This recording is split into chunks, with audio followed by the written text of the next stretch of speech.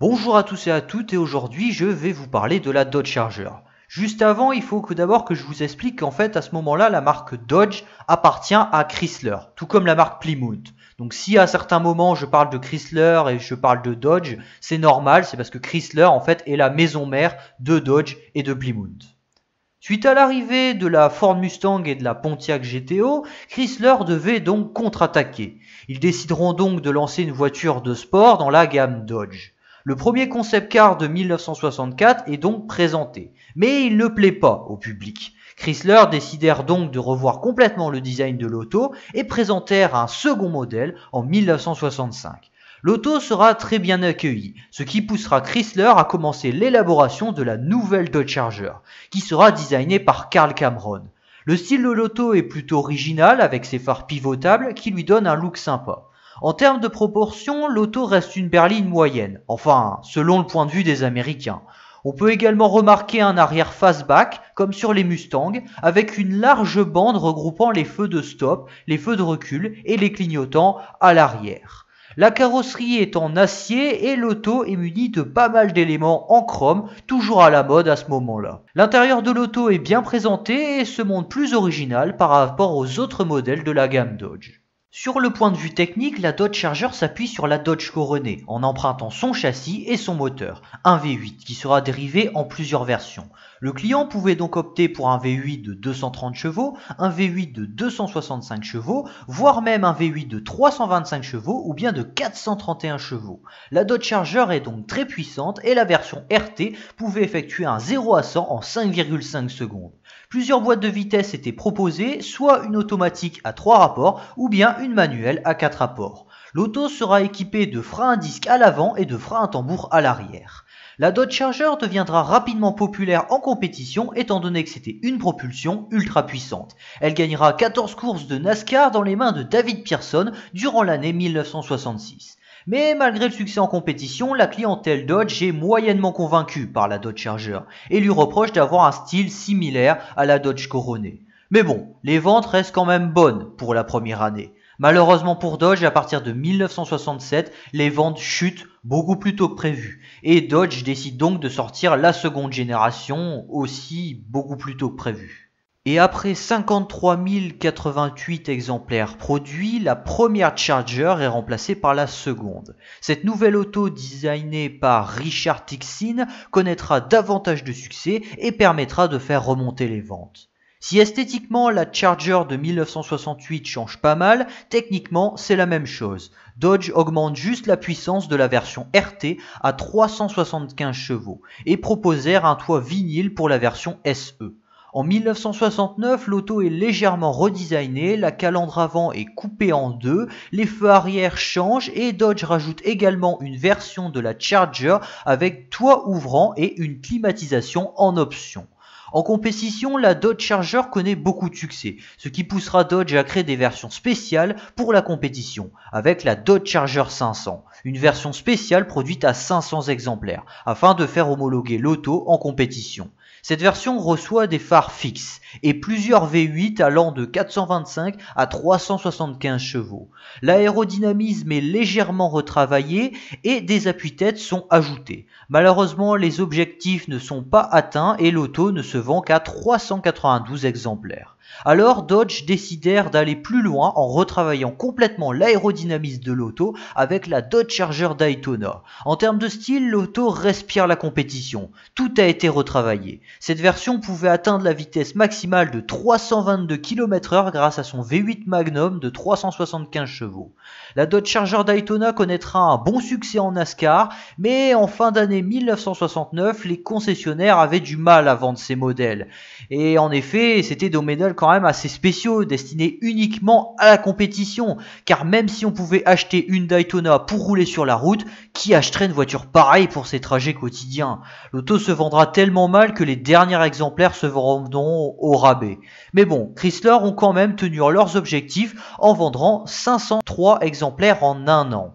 En 1970, la Dodge Charger change un peu esthétiquement et l'intérieur de l'auto est revu. Mais cela ne suffit pas pour faire remonter les ventes et en fin d'année, la production de la Dodge Charger de seconde génération est stoppée, après 235 068 exemplaires produits en 2 ans, ce qui est un véritable succès pour Dodge. C'est pour cette raison qu'en 1971 sort la Dodge Charger de troisième génération, qui reçoit pas mal de modifications esthétiques. Cette nouvelle Charger dispose d'un empattement et d'une longueur raccourcie, elle est également équipée d'un lave-glace, d'une barre stabilisatrice à l'avant et également à l'arrière. Du côté de la motorisation, rien ne change, Chrysler rajoute juste un moteur 6 cylindres de 110 chevaux pour compléter la gamme. Pour ce qui est de l'intérieur, il y a beaucoup de changements qui sont effectués et l'organisation du tableau de bord est revue. L'auto brille pour son style et pour sa tenue de route, mais d'un autre côté, Chrysler souhaite toujours continuer à briller en compétition. C'est pour cette raison qu'ils sortiront une nouvelle version, la Dodge Charger Super B, une version spéciale destinée à être utilisée en drag race. Cette version sera équipée d'un moteur de 375 chevaux, l'auto pouvait effectuer le 0 à 100 en 6 secondes et atteindre la vitesse maximale de 230 km/h. De son côté, la Dodge Charger RT reçoit quelques modifications au niveau des freins et de la suspension. En 1972, l'auto reçoit quelques modifications et désormais les phares pivotants sont proposés en option. Ils ne sont donc plus montés de série. Les ventes de la Charger restent toujours bonnes, malgré le fait que les banques veulent de moins en moins assurer ce genre de véhicule. En 1973, les phares de la Charger sont carrés et l'option des phares pivotants est retirée. À ce moment-là, les chiffres de production sont au plus haut, mais c'est la dernière montée avant la chute, car cette année-là, le choc pétrolier bouleverse le monde entier et emporte avec lui la majorité des voitures de sport. Les temps sont difficiles et les chiffres de vente baissent de plus en plus. En 1974, Dodge essaie de relancer la voiture en améliorant la version SE et en lui ajoutant quelques accessoires en plus, comme une horloge électrique, des jantes spécifiques et des accoudoirs à l'avant. Malgré tous les efforts de Dodge, ils ne peuvent plus rien faire pour la Charger, qui stoppe définitivement sa production en 1974. La troisième génération se sera vendue à 277 026 exemplaires entre 1971 et 1973. Pour l'année 1974, je n'ai pas trouvé les chiffres de production. Tout ce que je sais, c'est qu'il y a eu 30 957 Dodge Charger SE vendus cette année-là. Chrysler n'avait donc plus réellement le choix. Soit les muscle cars de leur gamme disparaissaient, comme ce fut le cas de la Plymouth Barracuda, soit ils changeaient complètement de fonction.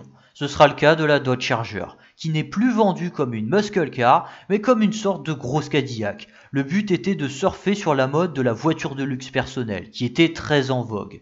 Mais le design de cette quatrième génération n'arrive pas à convaincre le public. L'auto est mieux équipée, mais elle est plus lourde aussi. La puissance du moteur baisse pas mal, mais reste tout de même honorable. 180 à 228 chevaux pour un V8, c'est pas mal. Mais sur une voiture américaine faisant la taille d'un paquebot et étant hyper lourde, c'est un peu juste. En fait, cette Dodge Charger avait juste un soupçon de sportivité, ce qui ne plaisait pas du tout à la clientèle qui souhaitait une grande sportive. Les écuries de NASCAR n'aimaient pas non plus cette voiture, qui devait entièrement démonter et recarrosser pour l'utiliser en compétition. Par conséquent, les ventes ne sont pas très élevées. Dodge essaieront quand même de rattraper leur coup en présentant une version Daytona un peu mieux équipée, mais il n'y a rien à faire. Cette auto ne plaît pas du tout au public et les ventes chutent de plus en plus. Finalement, la Dodge Charger finira par disparaître de la gamme en 1978 après 226 526 exemplaires vendus. En 1983, Chrysler décide de relancer la Dodge Charger pour éponger les dettes de la marque. Mais au lieu de faire une vraie nouvelle voiture, ils se contenteront juste de rebadger la Plymouth Turismo en Dodge Charger. Par conséquent, la grande majorité de ces voitures n'étaient absolument pas des voitures de sport et n'avaient rien d'exceptionnel. Donc, il y a peu d'intérêt que je parle de ces voitures en vidéo. Par contre, je vais vous parler des versions Shelby, car heureusement Chrysler ont fait appel à Carroll Shelby pour développer des versions sportives de la Dodge Charger.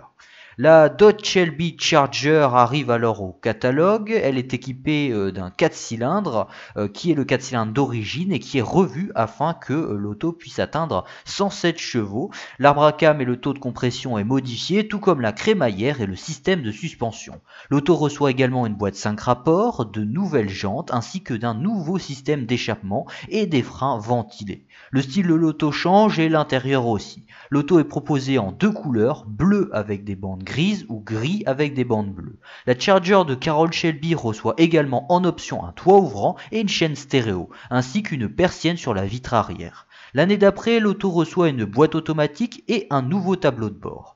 En 1985, Carroll Shelby décide de lancer une version encore plus sportive, la Dodge Shelby Charger Turbo, qui est équipée d'un turbocompresseur et d'une injection Bosch. La puissance passe de 107 à 146 chevaux et le 0 à 100 est abattu en 7,8 secondes. La vitesse de pointe est de 200 km/h. La même année, deux autres coloris sont ajoutés, noir avec des bandes grises et rouge avec des bandes grises. Parallèlement à ça, une Dodge Shelby Charger sera utilisée afin d'abattre plusieurs records sur le lac salé de Bonneville. Plusieurs personnes participeront au projet, dont Chris Thoman, Gerard Tippen, Steve Hope et Jim Alvaney. Ils établiront des records entre 1984 et 1985 et d'autres records seront effectués entre 2015 et 2018. Ils arriveront même à atteindre la vitesse de 310 km/h en octobre 2018. En 1987, la Dodge Shelby Charger n'a plus aucune option, tout est monté de série. L'année 1987 marque aussi la dernière année de production de la Dodge Charger. Carroll Shelby décidera donc de racheter les 1000 derniers exemplaires afin de lancer une troisième version, la Dodge Charger GLHS. L'auto est entièrement peinte en noir et seules quelques rares voitures auront une autre couleur que le noir, mais la très grande majorité des modèles sont en noir. La suspension de la voiture est également revue, tout comme l'intérieur, et l'auto reçoit également un toit ouvrant, ainsi qu'une nouvelle chaîne stéréo et une climatisation. Cette nouvelle version reçoit également un turbocompresseur qui est beaucoup plus gros, une nouvelle injection, un nouveau radiateur, un intercooleur et un nouveau collecteur d'admission. Ces modifications permettront à la GLHS d'atteindre la puissance de 175 chevaux pour 215 km/h en vitesse de pointe. Le 0 à 100 est abattu en 6,9 secondes. Autant dire que cette version marque un vrai retour de la Dodge Charger comme étant une voiture de sport radicale. Mais bon, la version GLHS n'était qu'une série limitée de 1000 exemplaires lancée par Carroll Shelby. D'ailleurs, chaque modèle était numéroté de 1 à 1000. Au total, il y aura eu 33 192 Dodge Charger qui sont passés dans les ateliers de Carroll Shelby, en comprenant bien entendu toutes les versions, donc la GLHS, les versions turbo et la version de base. Après la 5e génération de Dodge Charger, il faudra attendre les années 2000 pour voir des nouveaux modèles. Malheureusement, les Dodge Charger modernes restent trop éloignés des modèles originaux, bien que Dodge ont officiellement déclaré vouloir reprendre le design de la Dodge Charger des années 60 pour concevoir la nouvelle Dodge Charger qui sortira d'ici à quelques années. On verra ce que ça donnera.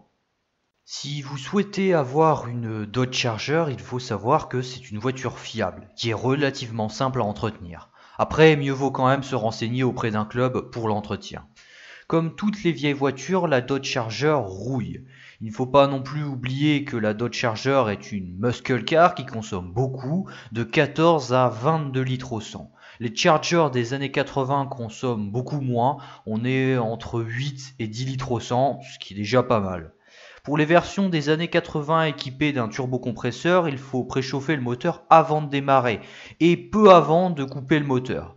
Il faut vidanger la voiture avec de l'huile de qualité et changer son turbocompresseur régulièrement. C'est d'ailleurs souvent au bout de 100 000 km d'utilisation. Après, ça dépend des turbos.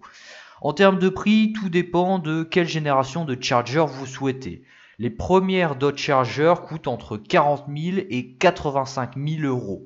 Les secondes valent entre 50 000 et 200 000 euros et cela peut même monter à 1 million pour la rarissime Dodge Charger Daytona de 1969. Pour ce qui est de la troisième génération, c'est entre 40 000 et 250 000 euros. La quatrième génération de Charger coûte, elle, entre 25 000 et 35 000 euros. Pour les Dodge Charger Shelby, les prix se situent entre 15 000 et 25 000 euros. Merci beaucoup d'avoir vu la vidéo dans son intégralité. Comme d'habitude, vous pouvez vous abonner, vous mettre un like et mettre un commentaire si vous avez quelque chose à ajouter en plus. Sur ce, on se revoit dans quelques temps. Bye!